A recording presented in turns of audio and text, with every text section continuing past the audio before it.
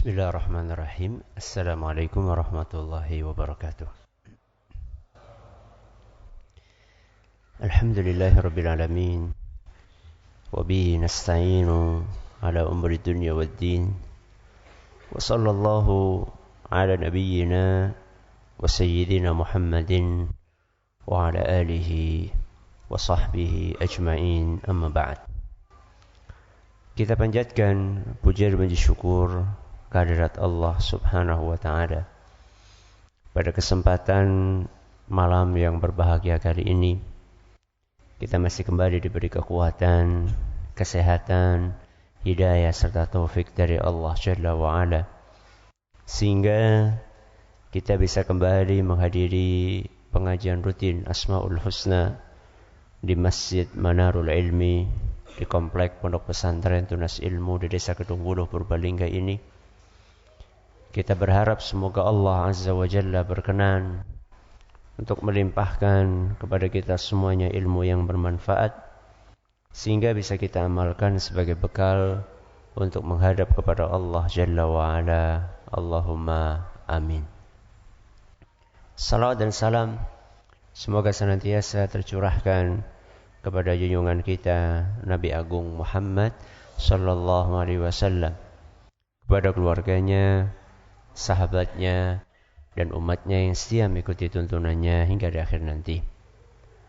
Para hadirin dan hadirat sekalian yang kami hormati, dan juga segenap pendengar serta pemirsa yang mudah-mudahan senantiasa dirahmati oleh Allah Azza wa Jalla. Sebagaimana yang telah kita sampaikan pada pertemuan yang lalu, bahwa malam hari ini kita akan mengkaji nama Allah yang lain setelah kita mengkaji beberapa Asmaul Husna pada pertemuan-pertemuan yang lalu. Nama yang akan kita kaji pada malam hari ini adalah Al-Khaliq. Kenapa? Al-Khaliqu. Sekaligus nama yang mirip dengan Al-Khaliq adalah Al-Khallaq. Kenapa? Al-Khallaq. Baik Al-Khaliq maupun Al-Khallaq itu biasa diterjemahkan dengan yang maha mencipta atau sang pencipta. Kita akan baca dari kitab yang ada di hadapan kita. Silakan yang punya kitabnya bisa dibuka halaman 26. Nah. Bismillahirrahmanirrahim. Qala al-muallif Syekh Abdul Aziz bin Nasir Al-Judayil hafizahullah taala. Al-Khaliqul Khallaqu jalla jalaluhu. Warada ismuhu subhanahu al-Khaliq في قوله تعالى هو الله الخالق البارئ المصور له الأسماء الحسنى. أما اسمه سبحانه الخلاق فورد ذكره في القرآن الكريم في قوله سبحانه إن ربك هو الخلاق العليم. Seperti biasanya kita akan mengawali dengan menyebutkan dalil yang melandasi dua nama ini. Apa yang pertama tadi? Al-Khaliq. Yang kedua apa?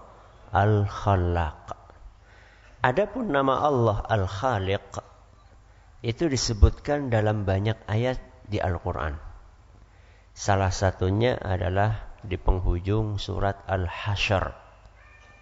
Di penghujung surat Al-Hasyr, yaitu tepatnya di ayat ke-24. Jadi di akhir surat Al-Hasyr itu Allah Azza wa Jalla menyebutkan beberapa Asmaul Husna secara berurutan. Beberapa kali kami saat meruqyah orang yang kena jin itu, ketika dibacakan Al-Hasyr, begitu sampai ke penghujung ayat ini sangat tersiksa jinnya ketika berhadapan dengan Asmaul Husna. Ya. Karena jin itu paling tidak suka dengan tauhid. Jin itu paling tidak suka dengan apa? Tauhid. Makanya tidak sedikit orang yang kesurupan itu paling nggak betah kalau hadir pengajian isinya tentang apa? Tauhid. Ya. Nggak betah. Ya. Jadi sukanya ya yang nggak bahas tauhid. Gitu. Nama Allah Al-Khaliq ini salah satunya disebutkan dalam surat Al-Hasyr ayat berapa? 24. Yaitu firman Allah Azza wa Jal, Huwallahul khaliqul bari'ul musawwiru lahul asma'ul husna. Huwallahu, dialah Allah al-khaliqu. Ini dalil bahwa Allah punya asma'ul husna, salah satunya apa? Al-khaliq. Adapun al-khallaq itu juga disebutkan dalam Al-Quran. Walaupun jumlah penyebutannya tidak sebanyak al-khaliq. Seingat saya cuma 2 kali disebutkan dalam Al-Quran. Salah satunya adalah dalam surat Al-Hijr ayat 86. Surat apa? Al-Hijr ayat 86.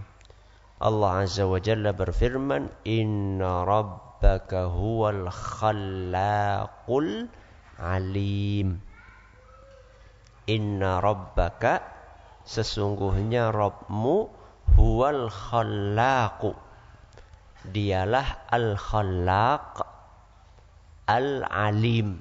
Al-khallaq tadi maha pencipta, al-alim maha mengetahui. Jadi ini dalil yang menunjukkan bahwa Allah itu memiliki nama al-khaliq dan memiliki nama al-khallaq. Apa bedanya antara al-khaliq dengan al-khallaq? Walaupun sama-sama berkonotasi menciptakan, akan tetapi kata para ulama kita ada sedikit perbedaan makna. Ini yang akan kita kaji saat ini. Nah, al-ma'na fi haqqillahi azza wa jalla. Al-khaliqu huwa al-mubdi'u lil khalqil mukhtari'u lahu ala ghairi mithalin sabiq. Ya. Pertama kita bahas al-khaliq dulu. Al-khaliq di sini dibawakan huwal mubdi'u lil khalqi. Huwal mubdi'u lil khalqi. Yaitu yang menciptakan makhluk baru. Kenapa? Menciptakan makhluk baru. Baru itu berarti anyar. Tadinya enggak ada, terus ada. Al-mukhtari'u lahu ala ghairi mithalin sabiq. Yaitu yang mengadakan sesuatu yang sebelumnya tidak ada. Mengadakan sesuatu yang sebelumnya nopo? Tidak ada. Contoh misalnya Allah menciptakan manusia. Sebelumnya enggak ada makhluk namanya nopo? Manusia. Allah menciptakan malaikat. Sebelumnya tidak ada makhluk namanya nopo? Malaikat. Allah menciptakan harimau. Sebelumnya tidak ada makhluk namanya nopo? Harimau. Yang bisa melakukan perbuatan seperti ini, menciptakan dari sesuatu yang tidak ada sama sekali menjadi ada, yang bisa melakukan itu hanya siapa? Allah. Manusia bisa? Manusia bisa enggak menciptakan dari sesuatu yang babar blas tidak ada menjadi ada? Bisa? Ya? Bisa? Kok ragu? Bisa apa enggak? Ada yang mengatakan bisa, ada yang mengatakan tidak. Yang mengatakan bisa, apa contohnya? motor. Tadinya nggak ada motor, blas.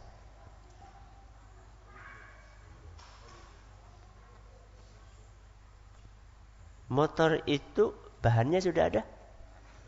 Nah, berarti sudah ada apanya? Sudah ada bahan sebelumnya. Berarti manusia itu cuma merangkai. Kalau manusia menciptakan motor, itu artinya dia yang bikin besinya. Dari tidak ada menjadi apa? Ada. Terus apa? Bahannya motor siapa, Be? Karet, ya. Dia menciptakan karet dari tidak ada menjadi apa? Ada. Sekarang dia kan karet Allah sudah menyediakan. Pohon apa? Karet. Manusia cuma ngapain? Ngambil, ngolah, bentuk. Besi Allah sudah sediakan. Manusia cuma apa? Ngambil, gali, dipanasin, dibentuk. Adapun Al-Khaliq itu artinya adalah yang menciptakan sesuatu dari yang tidak ada menjadi apa? Ada. Yang bisa melakukan itu hanya sinten? Hanya Allah.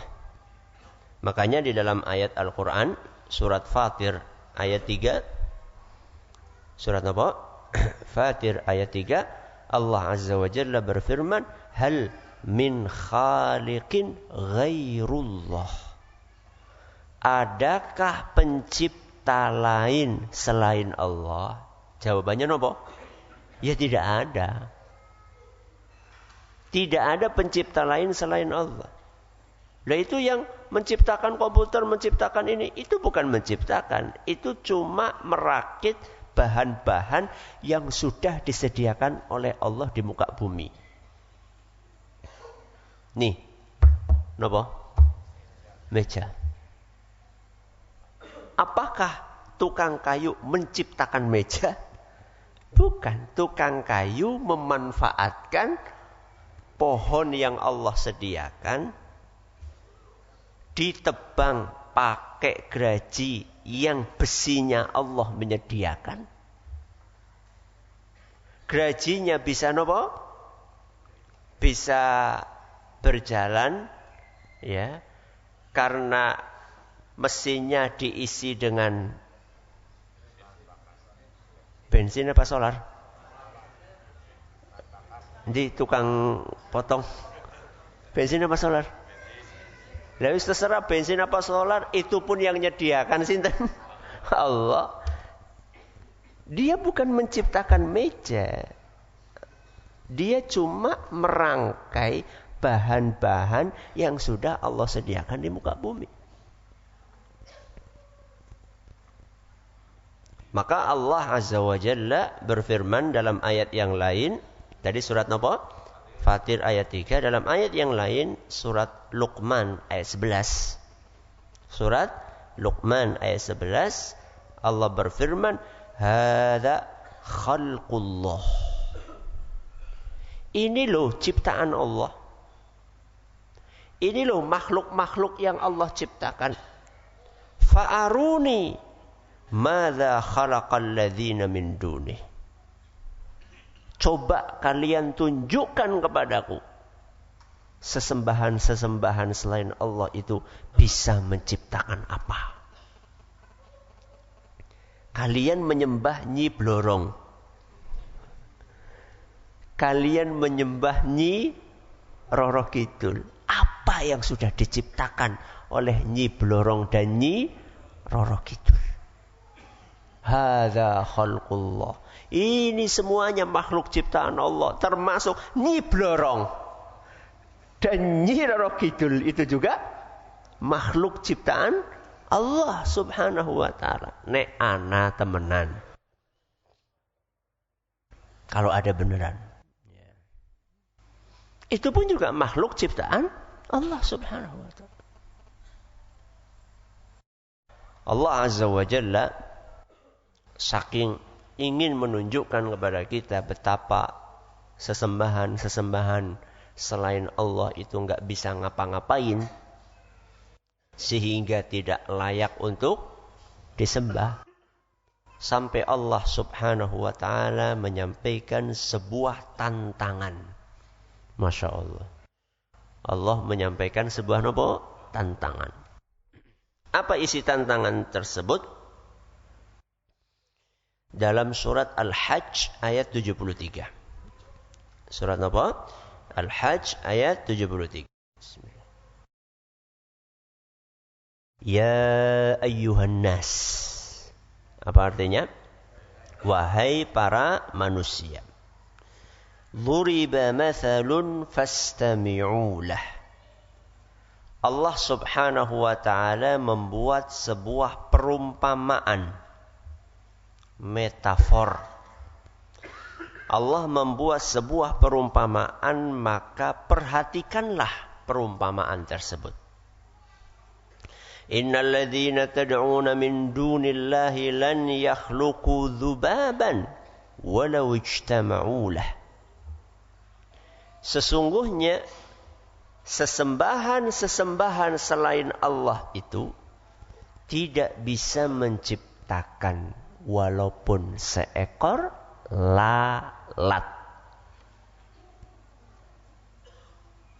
Menciptakan apa? Lalat pinten? 1 ekor.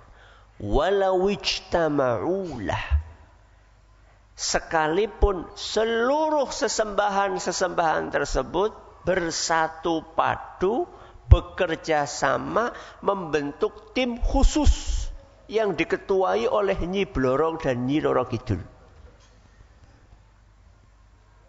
Walaupun mereka kumpul semuanya untuk menciptakan 1 ekor lalat. Subhanallah. Allah kasih contoh lalat. Bukan sing mandan keren titik apa padane macan apa kemudian mandan keren gitu. Lalat. Tidak akan bisa. Kalau jenengan enggak percaya, coba jenengan cari searching ilmuwan top kelas nomor 1 dunia. Ada nggak di antara mereka yang bisa menciptakan robot lalat? Tidak ada. Ya. Tapi kan mereka bisa menciptakan robot ini, robot itu, robot ini, robot itu. Itu nggak ada apa-apanya dibandingkan apa? Lalat. Tingkat kerumitannya itu loh. Ya. Bisa terbang ke sana, kemari. Kemudian ada darahnya. Bisa makan. Bisa bereproduksi. Ya. Robot-robot itu bisa manak apa ora? Gak bisa. Makan, ngombe, konslet. Ya.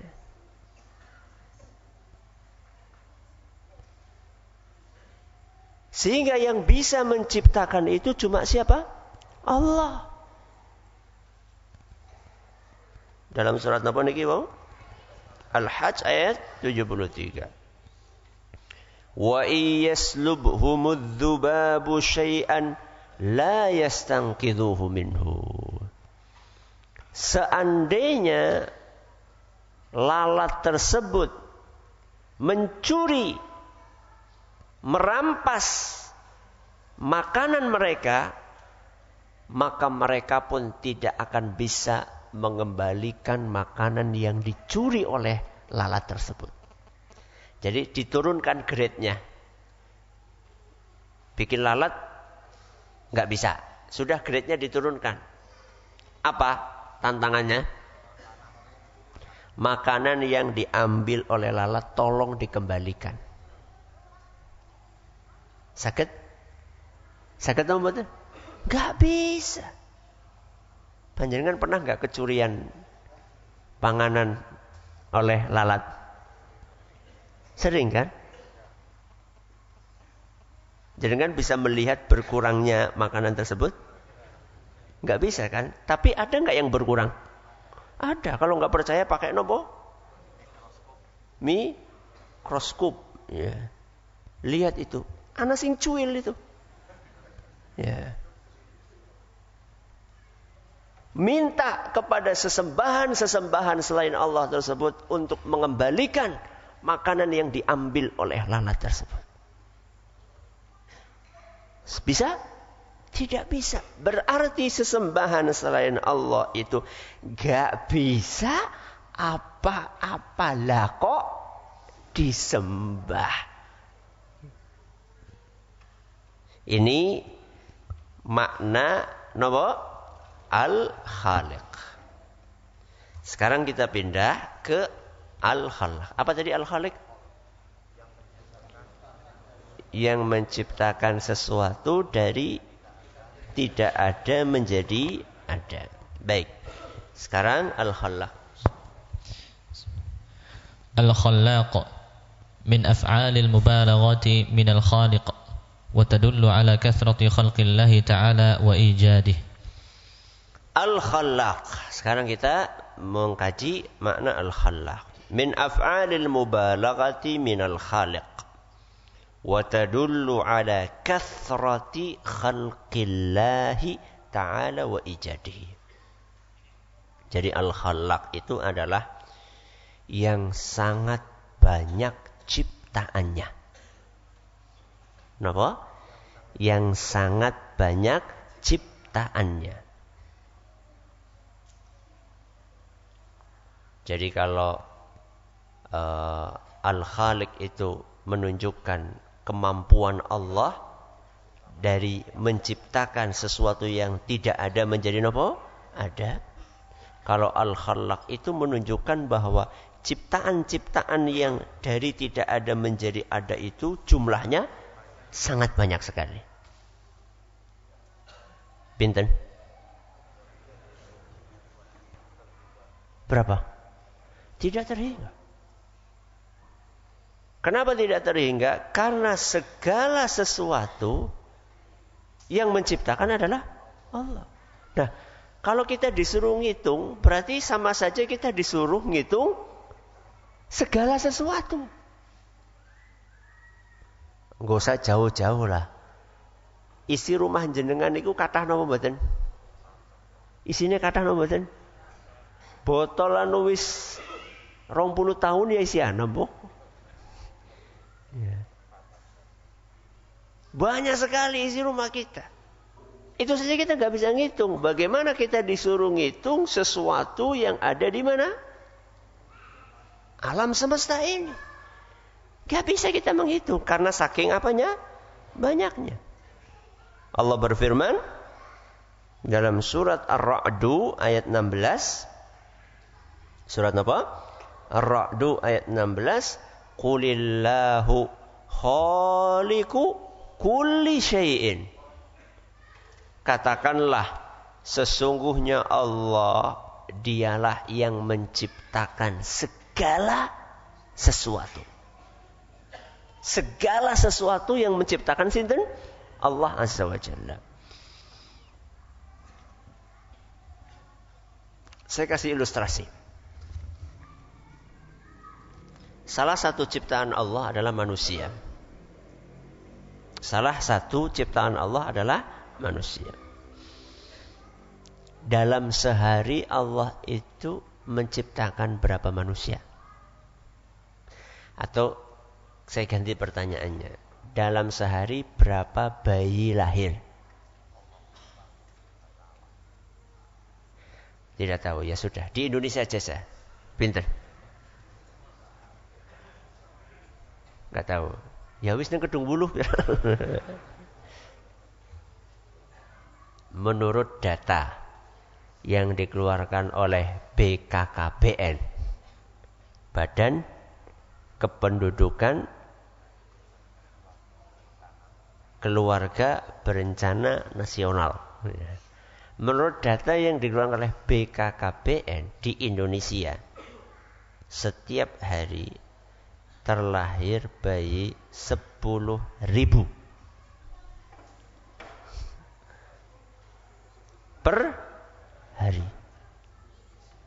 Bok produktif banget. Sehari berapa? 10.000 bayi. Saya tanya sama jenengan. Bayi yang jumlahnya 10.000 itu sama atau beda? Beda atau sama? Beda apa nih? Beda apanya? Semuanya beda. Warna kulitnya beda. Ana sing ireng, ya ireng ya ora lah. Coklat banget. Ada yang coklat banget, ada yang coklat tok, ada yang susu coklat. Ya, ada yang gemading, ya. Ada yang kuning, ada yang ini, ada yang ini. Itu baru apanya? Warna kulitnya. Terus yang beda lagi apanya? Matanya. Ana sing punjer, ana sing sipit. Ukuran bola matanya macam-macam. Ya. Ada yang besar hitamnya, ada yang sedang. Alisnya. Kemudian bentuk nopone? Wajahnya, ada yang lonjong, ada yang oval, ada yang bunder. Bobot tubuhnya, ada yang lahir ceprot 4 kilo. Ada yang prematur cuma setengah kilo. 1,5 kilo. Ya. Belum sidik jarinya. Coba jenengan bayangkan. Menciptakan 10.000 bayi dengan bentuk yang berbeda-beda dan sifat yang berbeda-beda. Sejak kecil bayi kan sudah mulai kelihatan apa? Sifatnya. Ana sing kawit cilik wis emosional. Nangisan, ada yang anteng turu bae. Mulane pas pengajian ki daripada turu ke gawa ki, gawan apa? Gawan bayi. Ya. Jadi kan bisa bayangkan Allah Subhanahu wa taala menciptakan 10.000 bayi dengan bentuk sifat yang berbeda-beda. Itu baru bayi se-Indonesia. Dalam data lain disebutkan, bukan dari BKKBN, kalau jumlah bayi sedunia, ini data ini cuma kira-kira saja. Dari jumlah penduduk dibagi, sedunia itu ada perharinya 360.000 bayi. Dan itu semuanya yang menciptakan Allah. Loh, uturamane karo biunge? Utuh. Bukan. Loh, bukannya yang berhubungan biologis itu bapak dan ibunya. Bapak dan ibu itu cuma bisa berhubungan biologis. Tapi yang kemudian mempertemukan sperma dengan ovum ya. Sperma dengan ovum sehingga kemudian jadi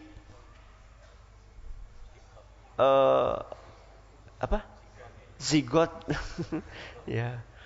Dan seterusnya kemudian berubah menjadi segumpal darah terus jadi segumpal daging, terus oleh Allah Azza wa Jalla dikasih tulang, terus dibentuk dan seterusnya. Itu siapa?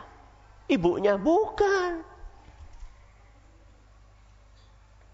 Buktinya ada yang melakukan hubungan biologis berkali-kali tidak bisa menjadi anak. Atau sudah menjadi segumpal daging, Allah menakdirkan gugur. Bukan orang tua yang menciptakan. Orang tua cuma berikhtiar untuk berhubungan biologis. Adapun yang kemudian menciptakan dari bertemunya dua sperma dengan ovum itu adalah Allah Azza wa Jalla. Ya. Itu kita baru ngomongin bayinya manusia. Kita belum ngomongin bayinya nopo? Hewan. Entah ya, ada nggak orang yang melakukan survei jumlah bayi hewan yang lahir setiap harinya? Bayi hewan itu kan banyak banget. Orang ukur sapi, termasuk apa? Semut. Ya. Allahu Akbar. Ya. Belum lagi bayinya tetumbuhan. Ya. Jangan begitu hujan, bres, apa yang terjadi? Tumbuh tunas rumput di mana-mana. Itu yang menciptakan semuanya Allah Subhanahu wa taala. Sehingga wajar ketika Allah Subhanahu wa taala menamakan dirinya dengan Al-Khallaq. Apa tadi Al-Khallaq? Yang sangat banyak ciptaannya. Dan yang lebih menakjubkan lagi, jamaah yang kami hormati, Allah menciptakan seluruh makhluk tadi masing-masing ada tujuannya. Allah Azza wa Jalla tidak pernah menciptakan sesuatu tanpa tujuan. Allah tidak pernah, dalam tanda kutip maaf, iseng. Hanya menciptakan sekedar nopo? Menciptakan. Gak ada. Setiap makhluk ciptaannya pasti ada tujuan di balik penciptaannya. Allah berfirman dalam surat Al-Anbiya ayat 16. Surat Al-Anbiya ayat 16. Wa ma khalaqnas samaa'a wal arda wa ma bainahuma la'ibin. Allah berfirman, kami tidak menciptakan langit dan bumi serta makhluk yang ada di antara keduanya. Di antara keduanya berarti di antara apa? Langit dan bumi.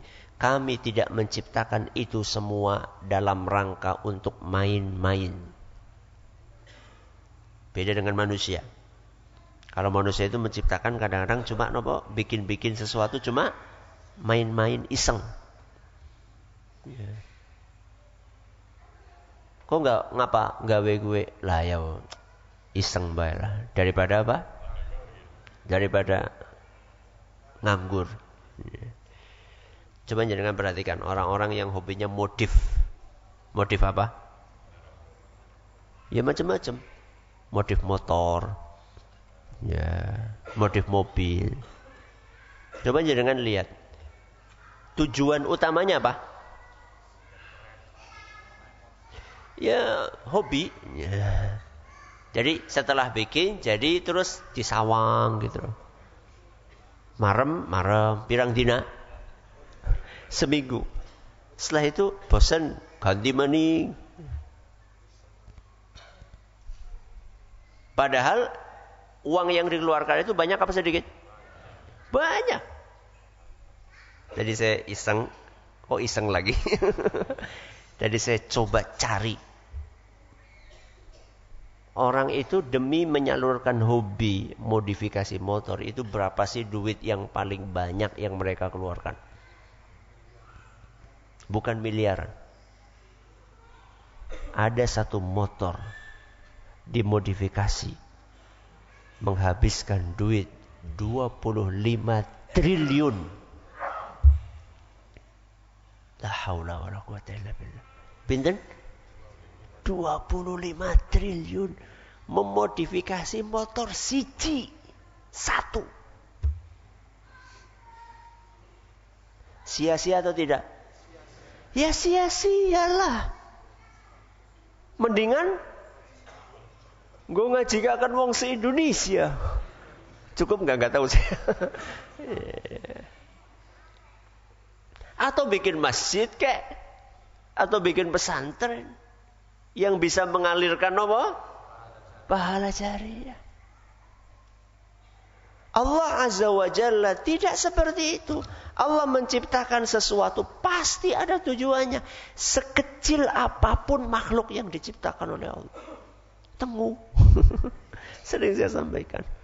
Tengu itu makhluk Allah atau bukan? Makhluk Allah. Ada tujuannya. Ada tujuan Allah menciptakan tengu? Pasti ada. Walaupun kita mungkin belum tahu. Mungkin saja, mungkin ya. Salah satu hikmah Allah menciptakan tengu untuk menguji kesabaran seorang ibu.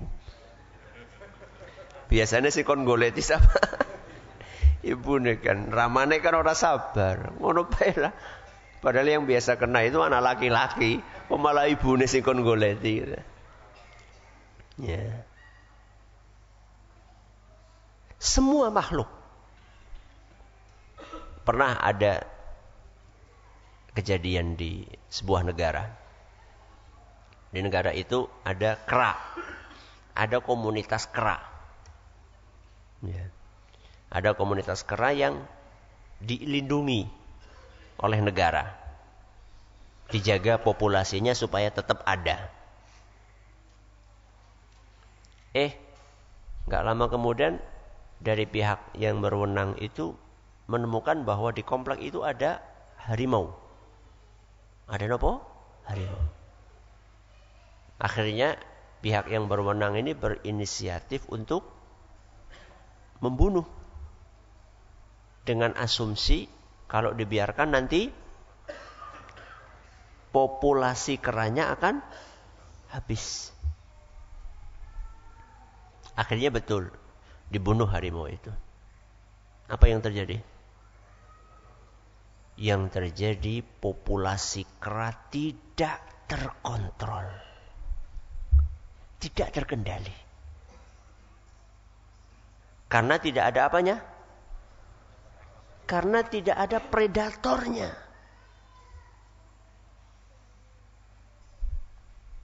Apa akibat berikutnya? Kera itu turun. Kemana? Ke perkampungan. Karena makanan yang di hutan gak cukup. Biasanya cukup. Karena setiap akan berlebihan dimakan oleh harimau. Akhirnya yang kesusahan siapa?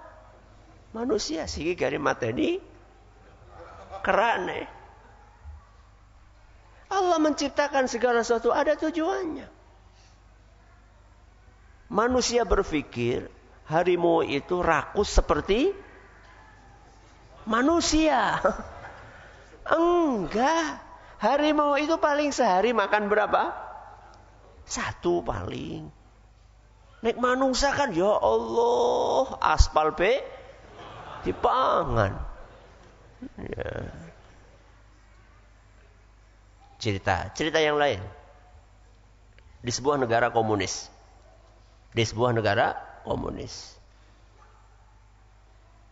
Tahun 1958.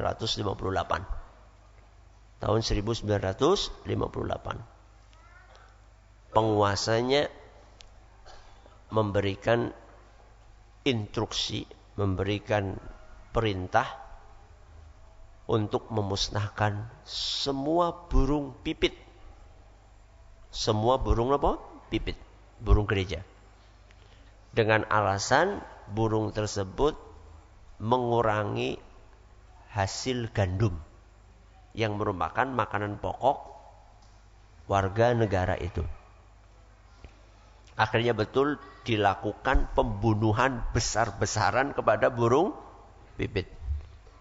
Konon yang terbunuh itu 600 juta ekor. Habis senang mereka nunggu panen. Apa yang terjadi? Gagal panen. Karena panenannya habis dimakan belalang. Belalangnya sing panen. Biasanya belalang ini dimakani oleh burung pipit. Burung pipitnya dibunuh, belalangnya tidak terkontrol. Akhirnya yang terjadi gagal panen. Sehingga negeri itu penduduknya kelaparan, 78 juta mati karena kelaparan. Dan yang lebih mengerikan lagi, itu panennya itu gagal terus. Karena susah dihindari hama tadi. Ganti-ganti, ya enggak cuma belalang, ini ganti ini, ganti ini, ganti ini, terus. Akhirnya karena 50 tahun enggak panen, akhirnya terjadi kanibalisme. Karena enggak ada makanan, bapak makan anaknya sendiri. Jadi korban yang 78 juta itu masih ada lagi korban berikutnya. Manusia dimakan manusia. Korbannya sampai 36 juta. Orang dimakan oleh orang. Itulah pola pikirnya manusia yang tidak percaya Tuhan. Yang Maha Pencipta. Tidak ada makhluk yang diciptakan oleh Allah di muka bumi ini tanpa ada tujuan. Terus apa tujuannya Allah menciptakan makhluk yang bermacam-macam ini? Ini yang akan kita bahas insyaAllah pada pertemuan yang akan datang insyaAllah. Terima kasih atas perhatiannya. Menurut segala kurangnya kita tutup dengan membaca Subhanakallahumma bihamdika asyhadu an la ilaha illa anta astaghfiruka wa atubu ilaik. Assalamualaikum warahmatullahi wabarakatuh.